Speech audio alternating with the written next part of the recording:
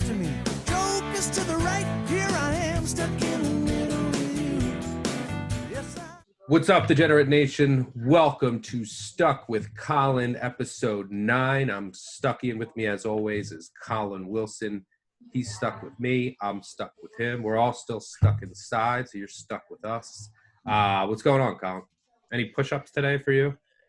No, today was yoga day, and I'm just going to tell everybody, like, back in my prime of athleticism, had like a renaissance 10 years ago where I was doing P90X every day, and the yoga day was just like killed me because my shoulders are like so broad, and just the downward dogs, the upward dogs, the triangles, the half moon twist, the crane, like to get that much weight like upside down is just killer. And I did it today, and I'm just struggling today. So I don't know what your workout schedule has been. I saw with the Bales push-up challenge, you were calling for over under a half push-up for yourself. So I know I could get over a half, but I don't know what your workout is. Well, that's just me doing them, but I actually did push-ups today. I did like 20. I haven't done push-ups in forever. I just do Peloton. That's it. That's my. I don't lift or anything. I don't play football anymore. Maybe I should, but I basically just do my Peloton. I do it I work out just to not turn into. Just to maintain this dad bod. That's it. That's the only reason that I work out. To maintain a dad bod, to enable myself to drink all weekends and bet and not become a blimp.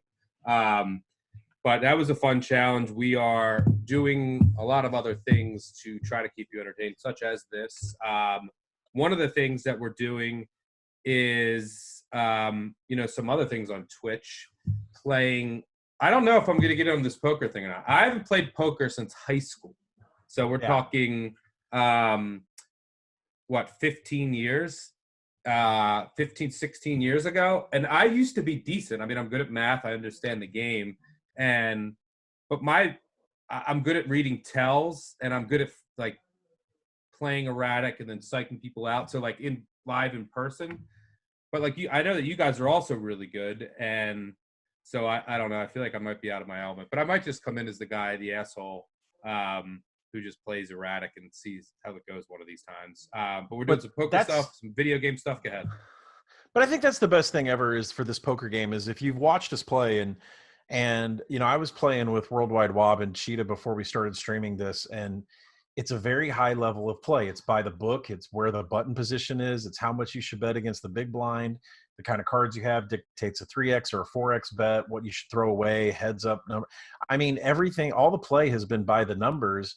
And for somebody to come in and play outside of the book and outside of the rules would just send a mathematical person's head spinning trying to figure out what the hell it is that they're doing. So at one point, I know all the numbers, but I haven't played in 15 years, so I should come in and play contrarian to the numbers at times instead of the numbers and just be erratic and unpredictable.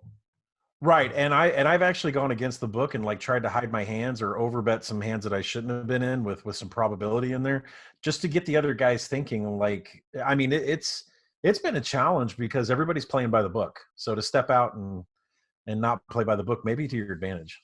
Yep. All right. Maybe I'll get in one of these times. We're going to talk about the rest of our bad beats bracket. We already went through the football ones. We'll just go through the other two quick, and then we'll name our, actually we'll do that on the next show. We'll name our worst beat of all time. So we'll have our final four. But before we get to that, one of the things that you wanted to bring up, we still have some there's some, what was I going to say? I'm just looking at my 5-pound bottle of garlic powder that I bought. Irrational. It was my irrational quarantine purchase. I ran out of garlic powder and I was so mad. And like, you're not just going to run out to the store to get garlic powder, right? Like, it's just why. So I run out of garlic powder a lot. I use garlic a lot. So I was like, fuck this. I went to Amazon. I found the biggest garlic thing I could find. It was 5 pounds of garlic powder. Things like this big. I tweeted a picture of it. But we have some like UFC and some WWE. So that's this weekend, Saturday and Sunday, 2-day event in an empty arena, I assume. You have an article out there. The premise is like, this isn't the time to, from what I could gather, not knowing much, this isn't the time to really show your, and show all of your major storylines and how they'll play out, and you'd want to wait until what is it, WrestleMania 30 something in the summer? I don't know. I Yeah. don't know if I got all that right, but is that No, essentially the premise? You're exactly right. So Vince McMahon and the WWE are dead set on a 52-week calendar, and basically they play ball every single week, and the entire calendar is scheduled around storylines culminating at WrestleMania. The Monday Night Raw after WrestleMania has always served as a clean slate. We're going to start new rivalries. We're going to start new angles. We're going to start new everything. Excuse me. And I think, it's weird this year because all of us feel like with an empty arena, why would you crown new champions? I mean, remember, this is scripted. All right. I mean, why would you crown a new champion? He cheers and there's no crowd to back up the babyface good guy, right? It's really anticlimactic to make a good guy a new champion. And I really feel like WWE and their programming and what they've shown up to date, they just want to be in a holding pattern until they can get live crowds again. Because I just feel like they don't have the ratings, they don't have the interest, and maybe with their championship situation, they don't want to do. I would take a chance. I would do something crazy. I mean, one of the biggest matches they ever had, and I compare this in the article, that they ever had was the WWE wanted attention during halftime of the Super Bowl. And they wanted to take a crack at it. If you remember, everybody was getting a Super Bowl halftime thing. There was the Bud Light versus Budweiser. You could name the Puppy Bowl. There's all kinds of shit going on during the halftime. And back in, I think, 1999 or 2000, somewhere around there, The Rock and Mick Foley held an empty arena match for the WWE Championship. And it was 15 minutes. They had the clock up about the countdown to kick off the second half. And it ended up with Mick Foley beating The Rock by putting a forklift on him in the back, like in the back or something. But it's one of the most entertaining things that's ever happened. And that was in an empty arena. And I think WWE should be taking chances like this again, because that was done perfectly to a T. And I kind of feel like they're just going through the motions until this is over with. Well, from a betting perspective, what then does that mean? Does that mean like you're betting against the obvious things that other people think? And then is it still an issue where the script comes out? So for those of you that didn't listen to our podcast, which will be back as soon as we know when football is coming back, don't worry. I'm doing an MTV The Challenge bracket, or not a bracket, but a contest for betting. And by the way, I'm doing it randomly. So I have like a bunch of people who put in money. I'm just going to pick names from the hat and pick who you get, because this gets leaked. So this is where there's even more powerless. Now, a lot of people who send emails say, we miss your podcast. Thank you, and we appreciate y'all. We'll be back. And that's why one of the reasons why this show in the interim. But there's also, we talked about this before, there's leaks in WWE, like the writers or someone will leak them, and then the betting markets will respond, right? These aren't things that you could bet on with huge limits. And then all of a sudden you'll see like this wrestler, like Wrestler X, The Undertaker, I can't even think of the current wrestler's name. He's wrestling. Goes up to like minus 99999 because everyone knows it's going to happen. Are those leaks still happening, and is that going to happen again this weekend?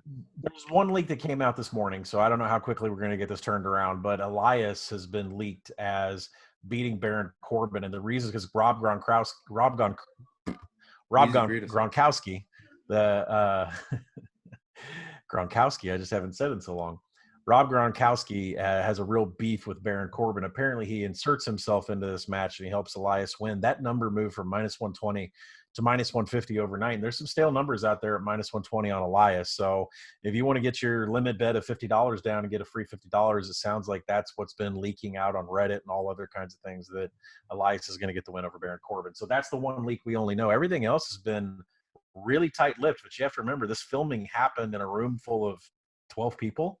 So the amount of people that know actually what happened is really small. But the Gronkowski thing I could see leaking because maybe he, left the WWE taping. Most of the stuff has all been taped. And, maybe just word of mouth from Gronk getting around about what happened in his specific match. And I think that's why this Elias leak is out there. Okay. And then, so check out your piece that you have out there. Is there any other bets you wanted to mention?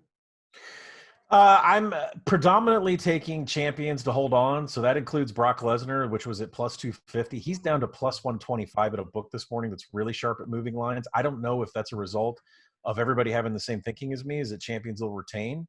But I think, there's some value on taking Brock Lesnar at any plus money. I think there's some value in taking Bayley to hold on to her women's SmackDown title. She's at plus 125. Other than that, the favorites are a favorite for a reason, and they should win. All right, fair enough. Speaking of content, there's also win totals that have come out for college football. We'll direct you to the Action app, actionnetwork.com. There's a couple that you think that are, at least one that is one of the worst you've ever seen. Worst I've ever seen. I mean, I don't know how deep we want to get into it. You can go check it out on the Action app. Let's just say it was 3 wins off of what I have it projected. And if you're saying, well, Collin's power ratings just went overboard on something for some reason, SP Plus also has it three games off of what this book listed it at. That's how bad the number is. And I would take it through the number that it's at, the half, another number. I would just keep on smacking it as hard as I possibly could. Yeah, go check out the piece. We have to tease some things. No one goes to the app anymore to look at scores. So go in there and check that out. Also, MLB The Show, I'm getting close. I'm playing you either tonight or tomorrow this weekend. I'm up to all-star level hitting. I was telling Collin this earlier. I found this that I have to lay on my side to hit. And, like, the way that I see the ball and the timing, if I just look straight while, like, I'm pitching, I get fooled on these curveballs and changeups that are down below the zone. But for some reason, if I turn to my side, it's like a crazy person. I'm going crazy in quarantine. I can actually hit. So I'm up to all-star level. We're going to play that. I'm going to get embarrassed by your son in home run derby. But I'm going to put out my name and tweet it. And we could play other people. And we're going to put that up. We're going to put stuff like that up on Twitch too. But before we get out of here, let's finalize the rest of our Final Four in the bad beats bracket. So I think we agreed that we had, maybe we didn't agree. Well, I had Bills Pats 98 and the Belk Bowl. I know you had the Belk Bowl. Did you also have Bills Pats? Yes, we had Bills Pats. That's something. A walk off when a team just walks off the field, there's no comparison. Okay, so those are the two in our final. Those are 2 already in the Final Four. We also have the hoops region and the other sports region. We're not going to go through all the games here. Just you can point out 1 or 2, or just say who you have going to the Final Four. You can mention your Elite 8 matchup. I'll start. We'll start in the hoops region. Duke UConn is the famous one. I remember being in a bar underage for that. I was like 19 or 20. But still had a Hendrix. How old? Still had a Hendrix going on there. I was 18. Yeah, I was actually it was my freshman year of college, and I was at ESPN Zone in DC with my friend, and I remember to this day watching that. I was betting in college basketball, and I had the money line in this game, so it didn't impact me. But I remember the roar of the bar, and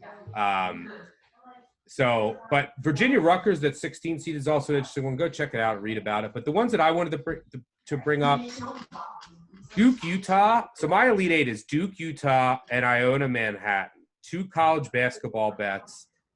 Duke, Utah, if you recall, the refs were horrible. It was your classic Duke get all the calls. But, Utah was catching like 4.5, and I was on them. And they didn't get a call all game. They're down 4, and Utah misses the shot with like 2 seconds left. The Utah kid goes in and ties up the Duke player. Would have been a jump ball. But for some reason, they didn't call it. They didn't call the jump ball, so then the Duke player just grabs it. It was a clear jump ball, and then just starts dribbling it. And then a Utah player kind of just reaches at him with 0.1 seconds left. And they kind of called a foul, but no one knew. They all shook hands and left. The refs called everyone back out of the locker room.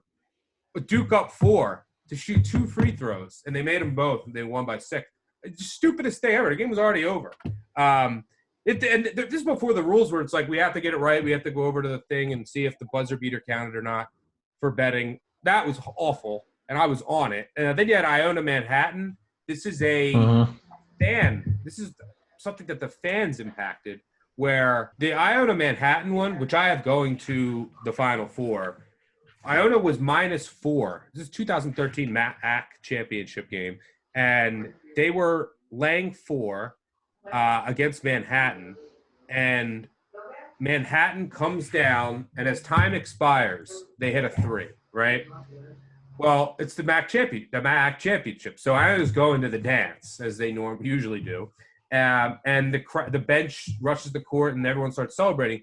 The refs determine that there is like a tenth of a second left on the clock. So technical foul. So Manhattan hits both free throws. Iona wins by 3. So from 8-3 when they were laying 4, that's gone to the Final Four. Iona, Manhattan. Those are my Elite 8. What do you got in the hoops bracket? Not me. For the Final Four for me, I'm taking Penn State and Duquesne, the 5 seed. I think the reason why I love this one the most is not only is it just pure chicanery, just circus act there at the end of the game. I feel like this is the first time. Now, Scott Van Pelt talks about bad beats and has been talking about betting lines for a really long time.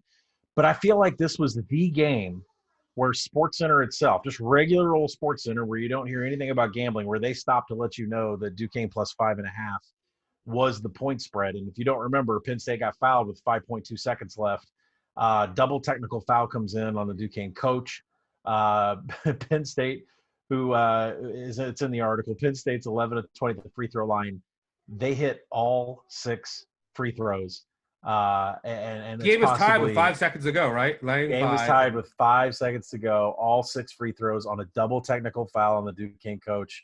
The line was 5.5. Penn State covers the 5.5. That, to me, is the equivalent of some of the Belk Bowl, having the win, having the cover. I mean, you're at almost 2 possessions at 5.5 points. I mean, at 5.2 seconds. I mean, there's still the fear of overtime, you know? I mean, there's still the fear you're going to go to overtime and lose. But to lose in that fashion, oh, my gosh. I feel like that really kind of burst the bubble of mainstream media talking about point spreads and why this was such a significant win for Penn State. Yep.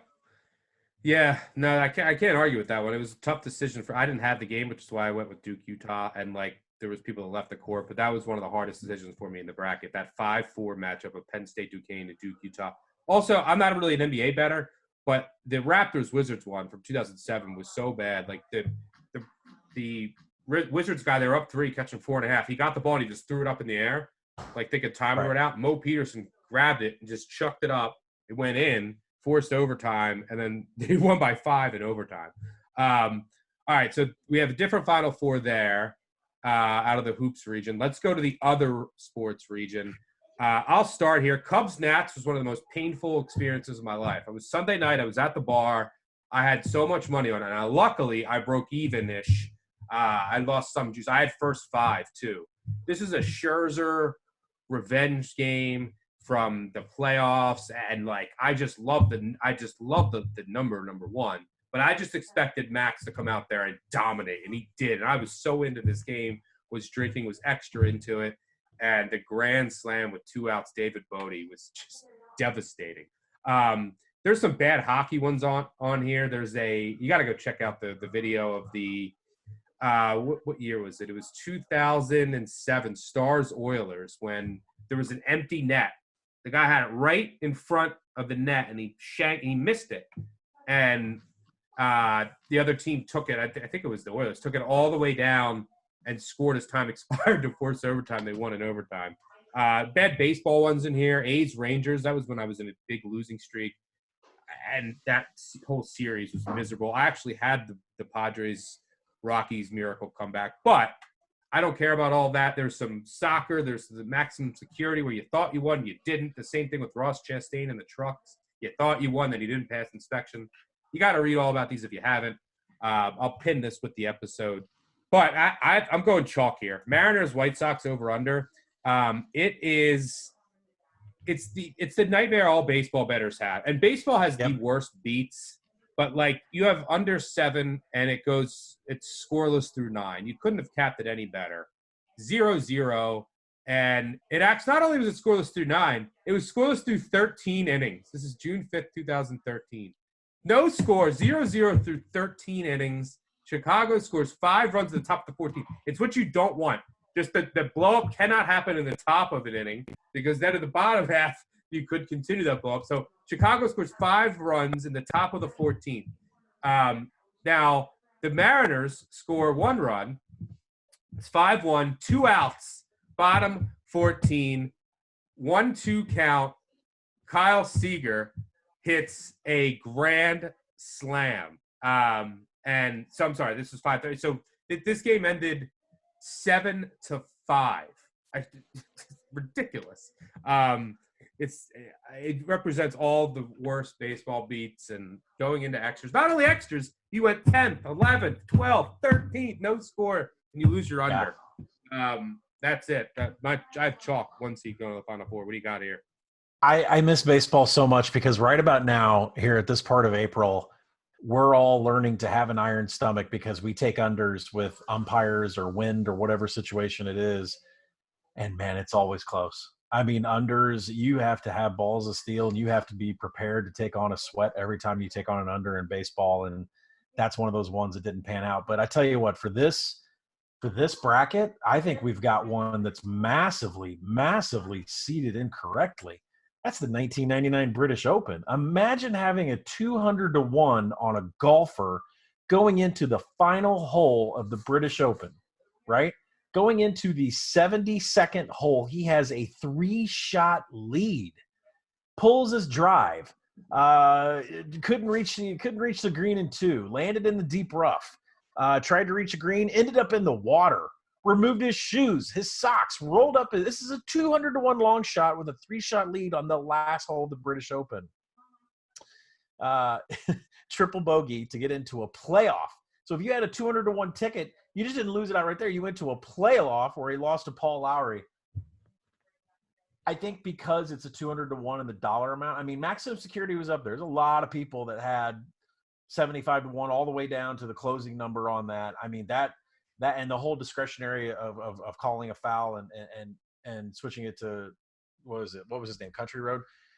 I mean, that's a whole debacle itself. But you also could have had tries out there and other bets, connected bets to maximum security winning also that aren't just him winning. I mean, I think we were talking last year about this, how that might have been one of the greatest swings like in history of like dollar amount, right? And so this British Open one, I don't know how many 200-1 tickets are out there. And that's, that would make this even greater if there were multiple people that said that they had 200-1 tickets. And just imagine holding it. I mean, 200-1, what you got $10 on it. Think about how much money you're going to pull off of that.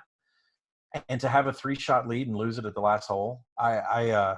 Anybody that has that ticket to me would yell and scream that should win this bracket, because scoring 7 runs in a frame in an extra inning, it's happened before, but to lose a 3-shot lead, never happened before. No, it's not. It's never happened.